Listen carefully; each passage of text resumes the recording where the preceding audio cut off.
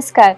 खेती किसानी से संबंधित महत्वपूर्ण जानकारी एवं कृषि समस्याओं के सटीक निवारण लेकर आपके द्वार हम लाए हैं पूसा समाचार।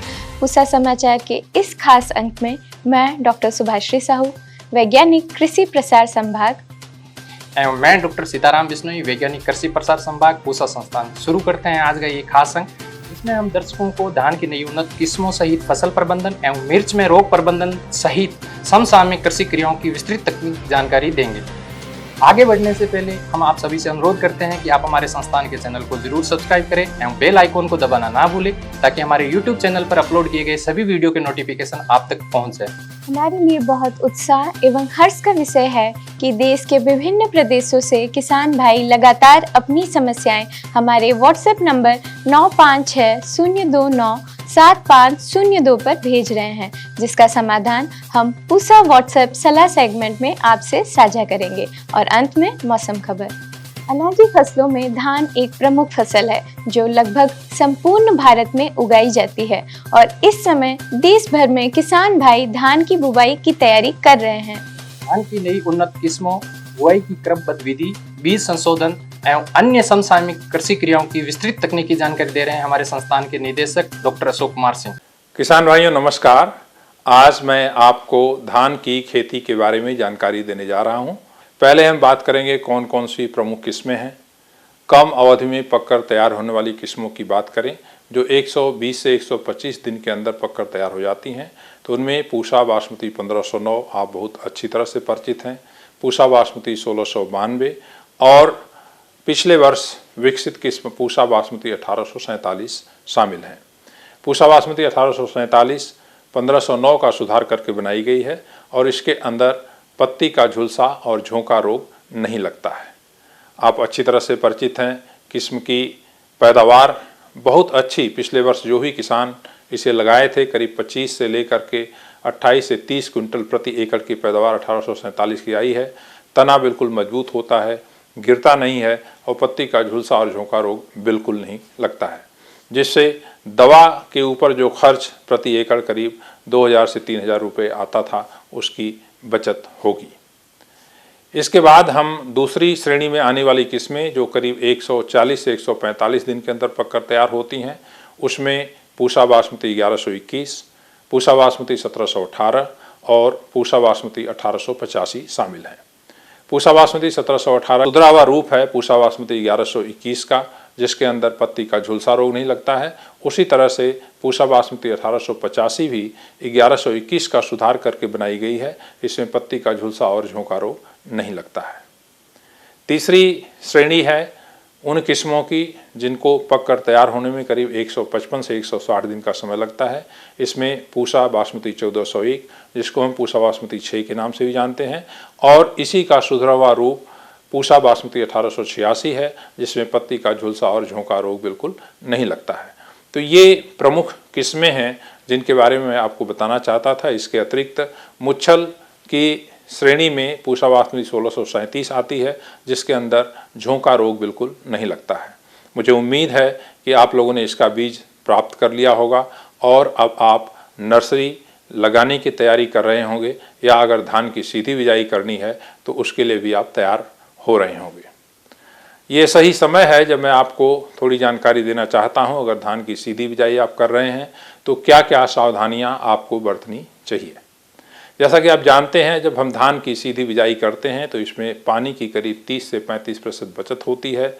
उसी तरह से धान की रोपाई में प्रति एकड़ जो 3000 रुपये से 4000 रुपये का खर्चा आता है उसकी भी बचत होती है, और साथ ही साथ जो ग्रीन हाउस गैस का उत्सर्जन होता है उसमें भी करीब 35% की कमी आती है। लेकिन धान की सीधी बिजाई में क्या क्या सावधानियां हमें बरतनी चाहिए, क्या क्या समस्याएं आती हैं, उसके बारे में थोड़ी सी मैं चर्चा करना चाहूँगा। सबसे बड़ी समस्या आती है धान की सीधी बिजाई में खरपतवार के नियंत्रण की। उसके अतिरिक्त कई एक बार जो है इसमें जो लोहा तत्व है उसकी कमी होने की आशंका होती है, जिसमें फसल पीली पड़ती है शुरू की अवस्था में।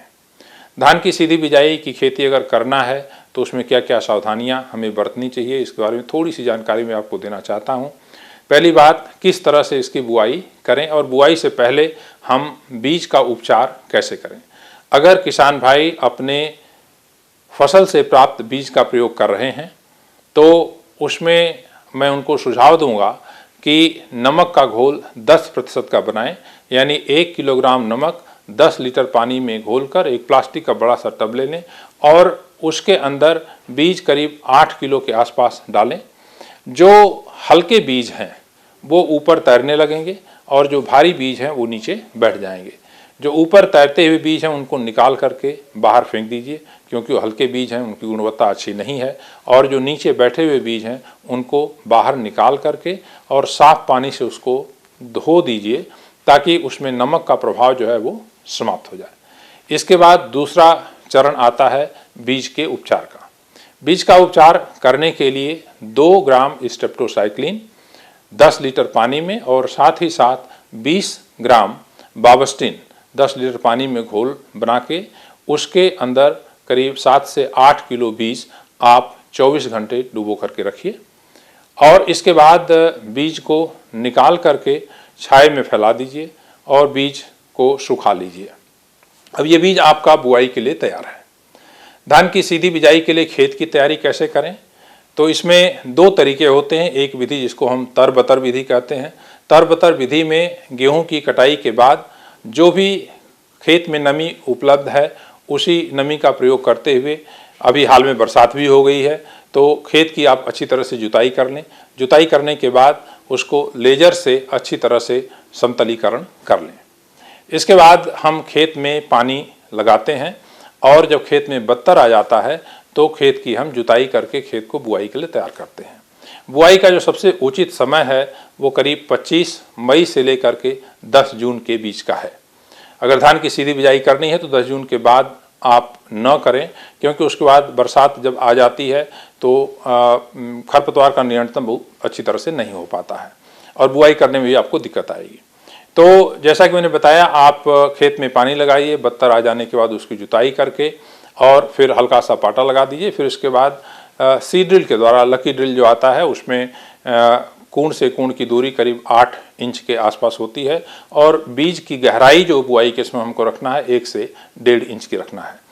बुआई कंप्लीट होने के बाद हम तुरंत जो है एक दवा आती है पेंडिमिथिलिन, करीब 1200 से लेकर के 1500 मिलीलीटर दवा 200 लीटर पानी में घोल करके 1 एकड़ में इसका छिड़काव करिए। तो ये प्री इमरजेंस हर्बिसाइड है जो खरपतवार जो ही आएगा इसके संपर्क में आते ही खरपतवार नष्ट हो जाएगा। अब इसके बाद करीब 20 से 22 दिन बाद आप दूसरी दवा, एक बार तो आप उसमें पानी सिंचाई करिए, पहली सिंचाई 20 से 22 दिन बाद करिए अगर बरसात नहीं होती है तो। और इसके बाद फिर नामनी गोल्ड या बिस्पेरिवैक सोडियम जो दवा आती है उसका आप छिड़काव करें, तो इससे जो खरपतवार हैं वो समाप्त हो जाएंगे। ये कुछ प्रमुख सावधानियां हैं जो हमें विशेष रूप से ध्यान रखनी है अगर हम धान की सीधी बिजाई कर रहे हैं तो। तर-बतर विधि के अलावा आप पहले खेत में धान की सीधी बिजाई कर सकते हैं, उसके बाद खेत में पानी लगा सकते हैं और उसके बाद भी आप जो है उसी तरह से दवा का छिड़काव जो पेंडिमिथिलिन है और बिस्पेरिवैक सोडियम आवश्यकता अनुसार करें। पहली सिंचाई जैसा कि मैंने बताया करीब 20 से 22 दिन बाद करते हैं और उसके बाद 8 से 10 दिन के अंतराल पर सिंचाई करते हैं अगर बरसात नहीं होती है। एक विशेष ध्यान आप रखें कि बुआई के तुरंत बाद अगर बरसात हो जाती है तो एक पपड़ी बनने की संभावना हो जाती है, उसमें अंकुरण में कई बार दिक्कत आती है और ऐसी स्थिति बनती है तो उस समय आप खेत में हल्की सिंचाई कर दें तो अंकुरण अच्छी तरह से हो जाएगा। ये कुछ प्रमुख बातें थीं जो कि धान की सीधी बिजाई के संदर्भ में मैं आपसे साझा करना चाहता था और रोपाई के लिए पौध की तैयारी किस प्रकार से करें उसको हम अगले अंक में आपके साथ चर्चा करेंगे। बहुत बहुत धन्यवाद। मिर्च खरीफ एवं रबी दोनों ही मौसम की एक मुख्य फसल है। विटामिन ए और सी में भरपूर होने के साथ साथ मिर्च आय वृद्धि का भी एक उन्नत स्रोत है। जो किसान भाई गर्मियों में मिर्च की खेती कर रहे हैं उन्हें अच्छी उपज एवं फसल प्रबंधन हेतु विस्तृत तकनीकी जानकारी दे रहे हैं हमारे पूसा संस्थान के विशेषज्ञ doctor Arpita Srivastava. Leaf curl मिर्च में काफ़ी बड़ी बीमारी आज के समय में पाई गई है। इसको जो है हिंदी में पर्ण कुंचन या मरोड़िया बीमारी के नाम पे भी किसान भाई जानते हैं। तो ये बीमारी एक तरह के विषाणु से फैलती है जो सफ़ेद मक्खी द्वारा फैलाई जाती है, और ये सफ़ेद मक्खियाँ ही इस विषाणु को फैलाती हैं जिसके कारण ये रोग होता है। इसके लिए किसान भाई क्या करें कि वो जो है अपने पौधों को, नर्सरी को 400 मेश साइज के नेट के अंदर ही ले। इससे क्या है कि सफ़ेद मक्खी अंदर ना घुस पाएंगी और विषाणु से पौधों को बचाया जा सके। उस टनल के अंदर में येलो स्टिकी ट्रैप जो आती है उसको भी नियमित अंतराल में लगा ले। इससे भी सफ़ेद मक्खियों का काफ़ी नियंत्रण हो सकता है। साथ ही साथ जो है वो नीम के तेल का भी छिड़काव करते रहें, जिसका दर 2 ml प्रति लीटर होगा। एक बार पौध जब तैयार हो जाती है तो खेतों में रोपाई से पहले पौधों में फिर से नीम का तेल का छिड़काव करें। इससे जो है 10 से 15 दिन तक पौध जब खेत में पहुंच जाएंगे तो उनको रोग या बीमारी से बचाया जा सकेगा। खेतों के चारों तरफ 2 से 3 पंक्तियां जो है मक्का का या ज्वार का लगा लें। इससे मक्के या ज्वार की ये खासियत होती है कि ये सफ़ेद मक्खियों को रोकते हैं। एक बार खेतों में जब पौध आ गया है तो किसान भाइयों को ये ध्यान रखना है कि खरपतवार खेतों में बिल्कुल ना रहे, क्योंकि ये खरपतवार जो है कई तरह के कीटों का घर होता है। इसमें जो है सफ़ेद मक्खी जो है मुख्य रोग वाहक है। फसल चक्र में क्या है कि अगर एक खेत में किसान भाई टमाटर वर्गीय फसल ले चुके हैं एक साल में, तो कोशिश करें कि उस खेत में दूसरे साल वो फसल फिर से ना ले। टमाटर वर्गीय जितने भी, जिसमें मिर्च आती है, टमाटर आता है, बैंगन आता है, आलू आता है, ये फसलें ना ले। तो जो पौधे जिनमें इनको लग रहा है कि बीमारी आ चुकी है तो उनको उखाड़ करके खेतों से दूर एक गहरा गड्ढा खोद करके उसमें दाब दें। इसमें कई सारी रासायनिक दवाइयाँ आज के दिन में मौजूद हैं, जैसे है डाइमेथोएट है, ये लिक्विड में आता है, तो 2 ml प्रति लीटर के दर से छिड़काव करें।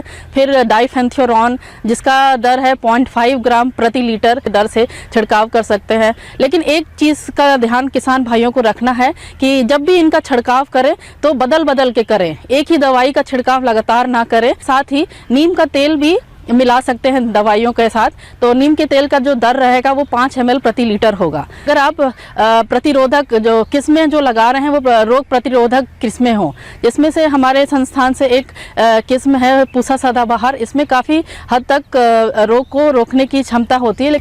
इस समय एक और कीट जो सबसे ज़्यादा प्रचलित है वो माहू है, जिसको अंग्रेजी में थ्रिप्स बोलते हैं। ये एक तरह के दूसरे विषाणु को फैलाती है जिसको टॉस्पोवायरस बोलते हैं। तो इसमें भी जो है पत्तियों में कड़ापन आना, पत्तियां मुड़ना, ये सब बीमारियां देखी जा सकती हैं। तो इसके बचाव के लिए अलग अलग तरीके की रासायनिक दवाइयां हैं, जिसमें से डाइमेथोएट आती है। तो सफ़ेद मक्खियों के लिए जो भी बचाव हमने बताया है वही सेम पद्धति आपको माहू के बचाव के लिए भी करना है, बस दवाइयाँ थोड़ी सी बदल जाती हैं। जिसमें से अलिका नाम की जो दवाई है वो आप इस्तेमाल करें। इसका दर जो है लगभग 1 ml प्रति लीटर रहेगा, उसका छिड़काव करके इस कीट से आप बचाव कर सकते हैं। पूसा समाचार में अब समय है पूसा व्हाट्सएप सलाह सेगमेंट का, जिसमें हम आपके खेती किसानी से जुड़े प्रश्नों का समाधान बताएंगे। सहारनपुर से संजय कुमार जी ने आम के फलों में काले धब्बे बनने की समस्या बताई है। आपकी फसल में मैंगो कैंकर रोग का प्रकोप हुआ है,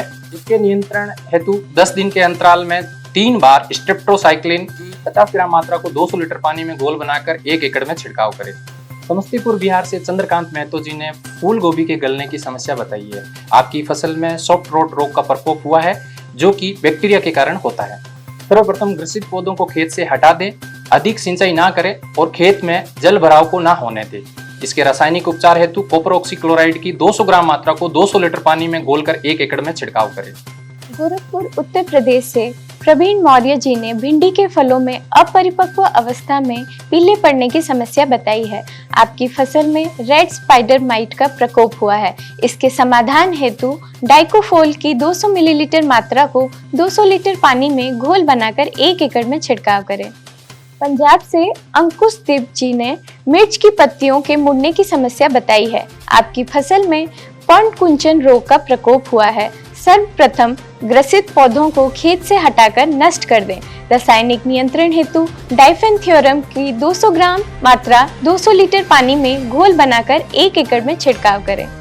आइए सुनते हैं आने वाले सप्ताह में देश भर में कैसा रहेगा मौसम का हाल। मौसम खबर में भारत मौसम विज्ञान विभाग द्वारा दिए गए मौसम पूर्वानुमान के अनुसार 30 अप्रैल को विदर्भ, पश्चिम मध्य प्रदेश, तेलंगाना, उड़ीसा में, 30 अप्रैल और 1 मई को गंगई, पश्चिम बंगाल, झारखंड में, 29 अप्रैल से 2 मई के दौरान उत्तराखंड में, 1 और 2 मई को हिमाचल प्रदेश, पंजाब, हरियाणा, चंडीगढ़, उत्तर प्रदेश में कुछ कुछ स्थानों पर ओलावृष्टि की संभावना है। 30 अप्रैल को उड़ीसा, तेलंगाना में, 29 अप्रैल से 1 मई के दौरान उप हिमालयी पश्चिम बंगाल, सिक्किम, दक्षिण आंतरिक कर्नाटक में, 29 अप्रैल से 2 मई के दौरान तमिलनाडु, पौंडीचेरी, कराईकल में, 1 और 2 मई को जम्मू संभाग, हिमाचल प्रदेश में कुछ कुछ स्थानों पर भारी वर्षा की संभावना है। अगले 3 दिनों के दौरान पश्चिमी हिमालयी क्षेत्रों में कुछ कुछ स्थानों पर गरज के साथ हल्की से मध्यम बारिश एवं बर्फबारी की तथा मध्य महाराष्ट्र, मराठवाड़ा, गुजरात में हल्की बारिश की संभावना है। 29 अप्रैल से 4 मई के दौरान उत्तर पश्चिम भारत के मैदानी इलाकों में कुछ कुछ स्थानों पर गरज और बिजली के साथ वर्षा की संभावना है। 3 से 5 के दौरान पूर्व पश्चिम भारत और द्वीपों को छोड़कर देश के अधिकांश हिस्सों में हल्की से मध्यम वर्षा होने की संभावना है। प्रिय किसान भाइयों, बहनों, दर्शकों, आशा करते हैं कि पूसा समाचार का ये अंक भी आपकी खेती किसानी से जुड़ी समस्याओं के समाधान के लिए जरूर सहायक होगा। आप सभी दर्शकों से निवेदन है कि ज्यादा से ज्यादा संख्या में हमारे संस्थान के चैनल को सब्सक्राइब करें और पूसा समाचार के हर अंक का लाभ उठाएं। हमारे फेसबुक पेज और ट्विटर हैंडल को भी जरूर फॉलो करें। कृषि से जुड़ी समस्याएं या अधिक जानकारी हेतु हमें दिए गए नंबर पर व्हाट्सएप करें। आपके सुझाव और प्रतिक्रियाओं का हमें हमेशा इंतजार रहता है। कृषि की दिशा में यदि लाने हो नवाचार तो देखते रहिए हमारा साप्ताहिक कार्यक्रम पूसा समाचार। कुछ नए विषयों पे नई जानकारी लेके हम फिर हाजिर होंगे अगले शनिवार। तब तक के लिए दीजिए इजाजत। नमस्कार।